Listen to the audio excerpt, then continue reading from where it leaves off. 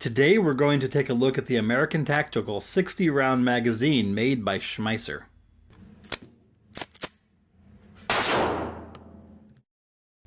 So before I bought this, I read a bunch of reviews on various websites, and it seemed like the reviews were hit and miss. Some people found this magazine to work flawlessly, others had issues with it and claimed it was junk. So with that in mind, I reached out to American Tactical Imports and I asked if they would send me one for review, and they ignored me. It's been 7 months now, so I don't think they're going to get back to me at all. But I bought one when I found it on sale. I spent $43 including shipping and tax.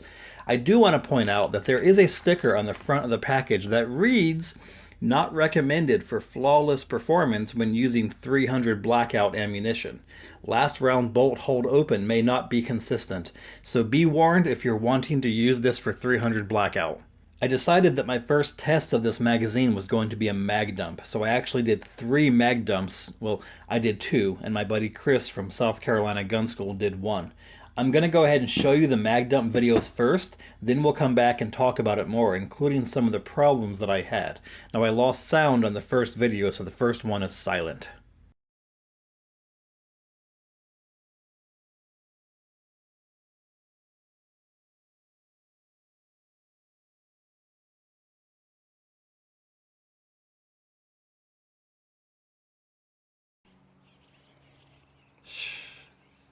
Now that is evidence of a good time right there. Mind the hell if I take it off there?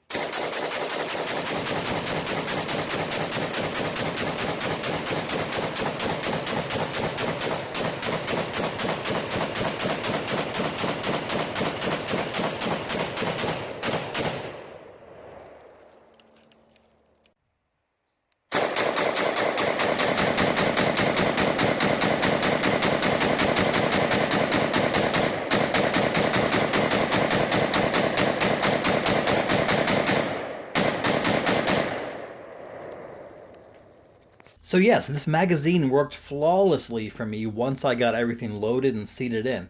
I love the option of having a 60-round magazine that I can trust, but I did have some issues that I'm going to go over here soon. So I want to show you how this compares in size to some Magpul magazines. So here we have a standard 30-round mag, and here we have a 40-rounder. If you put them right next to each other, you can see that the 40-rounder is about an inch longer than the 60-round magazine, but that's just the camera playing tricks on your eyes. You put them on top of each other, they're right about the same length. Obviously the 60-rounder is thicker, but the lengthwise they both come in right about the same. You can see the 60-rounder is just a tad longer on the end, but there you go. When you take the magazine apart, you can see that there is a 2-spring system to account for the size variance between the top and the bottom of the magazine. Just looking at the spring outside of the magazine, you can see how much longer it is than the spring for a 40-round magazine right there. So the 60-rounder is under intense pressure even when unloaded, and you can just imagine how much tension is on the spring with it completely loaded. Now, when you're loading this magazine, I would not recommend trying to load this by hand. You can do it, but you're going to need thumbs of steel to get those last 10, 15, even 20 rounds in. It is difficult. I used this Maglula AR-15 loader unloader. I used the Lula loader unloader from Magpul. Not Magpul. Why do I keep making mistakes? I feel like Joe Biden going senile here. Anyway, the Lula unloader loader from Maglula. It is a thumb saver. I highly recommend it. It's a pleasure. I'm going to do a full review on this product in a later video, but if you're going to use this 60-round mag, I would definitely recommend getting one of these. I think I paid like 28 bucks for it. So after I first loaded the magazine, I seated it into the mag well and it promptly fell out and landed onto the ground. So this is where things got interesting. I was not able to get this magazine in fully with the bolt closed unless I had about 15 rounds or less into the magazine. With the bolt open, it'll firmly seat and it'll stay just fine, but otherwise I had trouble getting it in there.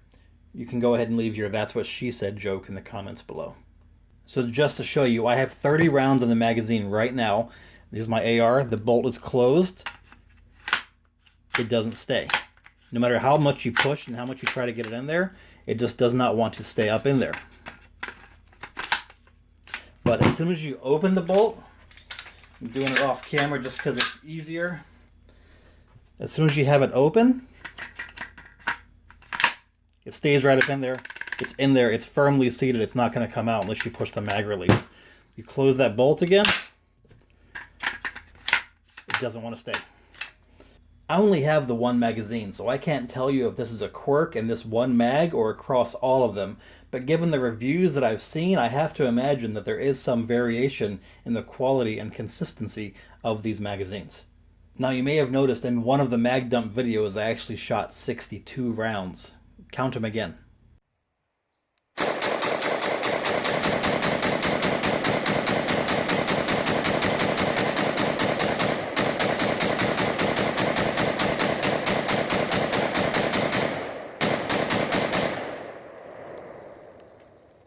I don't know exactly how many rounds this magazine will hold, but I know it will hold and fire at least 62.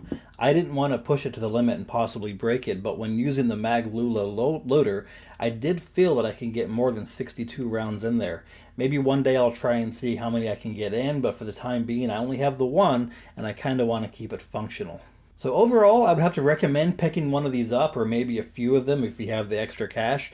It worked for me, and I like having the extra capacity in a non-drum style magazine. Please subscribe if you haven't already. Hit that thumbs up button, leave a comment. Thanks for watching. God bless. I'll see you next time.